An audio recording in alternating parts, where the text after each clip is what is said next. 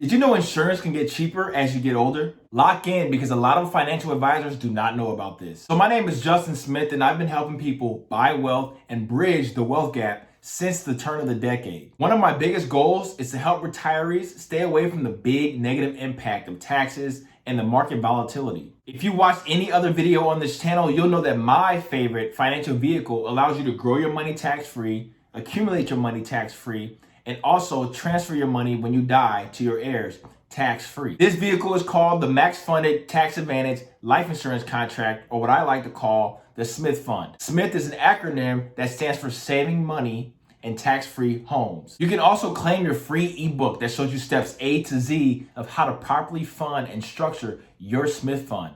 Just wait till the end. So now I want to explain how a life insurance policy works when it's structured properly to be cheaper as you get older.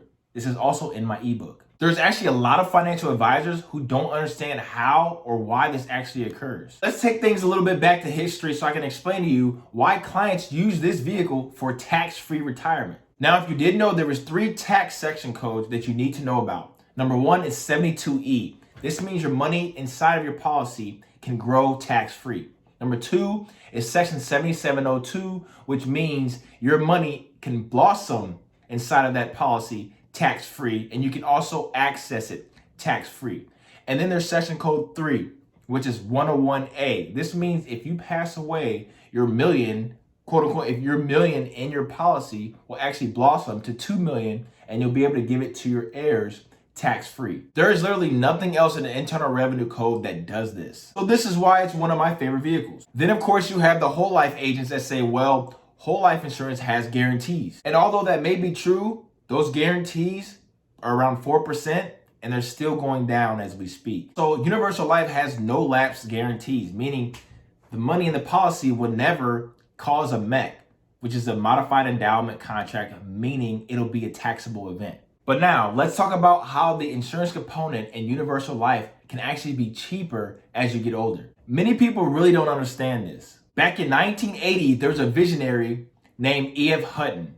E.F. Hutton said, why don't we take the smallest amount of insurance that the IRS will let us get away with while putting the most amount of premium or most amount of cash into this insurance policy that the IRS allows us to get away with to create a tax-free cash cow. Not to mention, this will knock the socks off of any IRA or 401k that's invested in the market.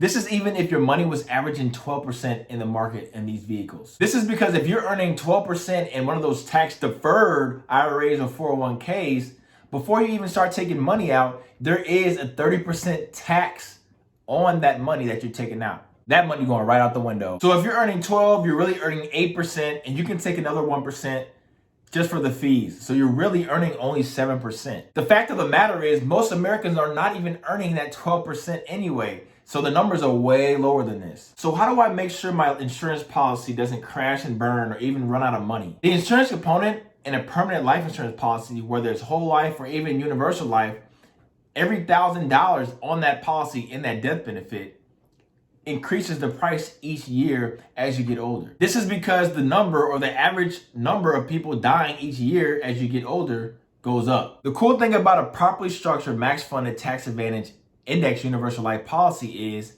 the benefits are when you're alive rather than when you're dead. So let's use an example here. Let's say there's a 60-year-old male who wants to use the index universal life policy. If they want to use the least amount of insurance for that policy, it's going to be at least double of what he puts into his policy. Let's say he wants to deposit $500,000 into his policy over time for a tax-free retirement income. If you do want to put the $500,000 into your policy, you cannot put it all in at once. But if you do put it all in one lump sum, it will grow tax deferred and it will be taxed as soon as you want to pull the money out.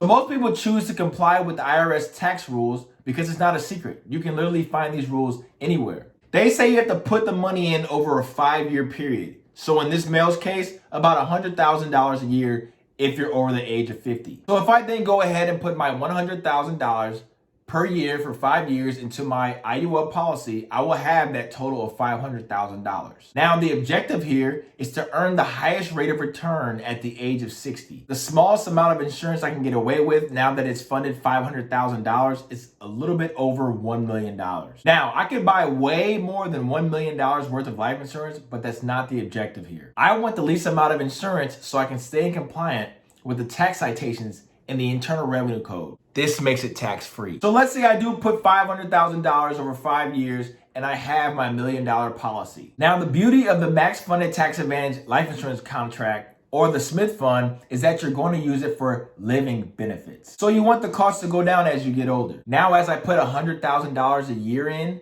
for 5 years every year, the difference is between the original death benefit and the $1 million that the insurance company pays out. Even though I have the option to have even more premiums paid out on top of it, that's not the goal here. If I'm going to use it for living benefits, I want the insurance cost to go down. So now in my 5th year, or in your 5th year, you have $500,000 into your $1 million policy. Plus, you're going to be earning interest on that $500,000 that you put into the policy, which is going to add up on that half death benefit that you now have. The net amount at risk to the insurance company, if you were to die, is only $500,000. This is because you have fully funded $500,000 into your $1 million policy, meaning your money is self-insuring the rest of that $1 million.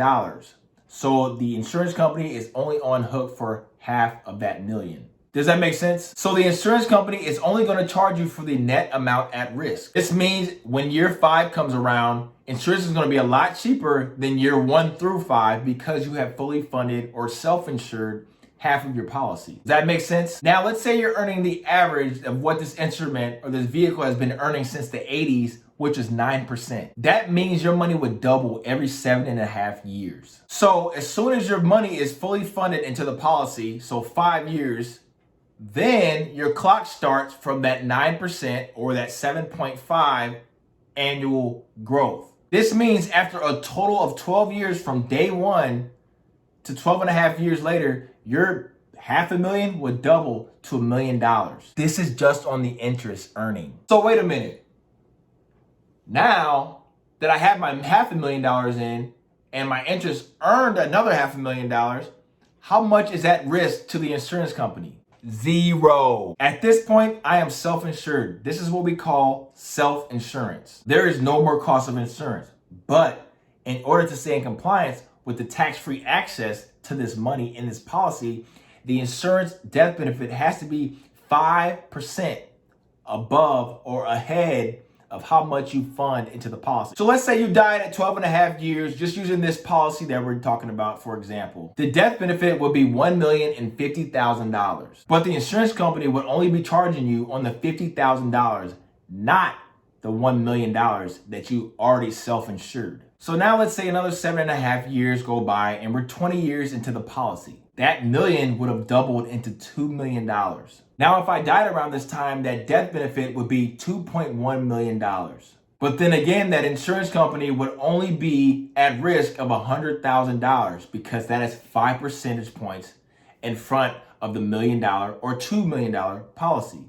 Do the math. Now, at this point, the interest that you're earning on that $2 million policy, it will be way greater than that $100,000 that is owed to the insurance company. This means you are 20 years older, and the older you are, the cheaper the insurance is. Now, if you're 20, 25, 30 years into the policy, and you were to reverse engineer of how much the insurance costs, it'll be around 1%. So as a long part of cost, the insurance has only used one of your percentage points. This is why I like to say if you're averaging 11% on your returns, you're really averaging around 10%. If I've netted 59, that means I earned 60. If I earn 8, that means I've netted 7. So the cost of insurance is around 1 percentage point at that time, which is the same amount of money, if not less than what I would be paying on unnecessary taxes. Does that make sense? This is how it gets cheaper as you get older. Now, if this is something you're thinking, Justin, I gotta get my hands on, click the link below. I have a free ebook called the Smith Fund ebook that teaches you steps A to Z of how to properly structure and properly fund your Smith Fund for a tax-free retirement for yourself, your family, and your future. My name is Justin Smith. We'll see you next episode. Peace.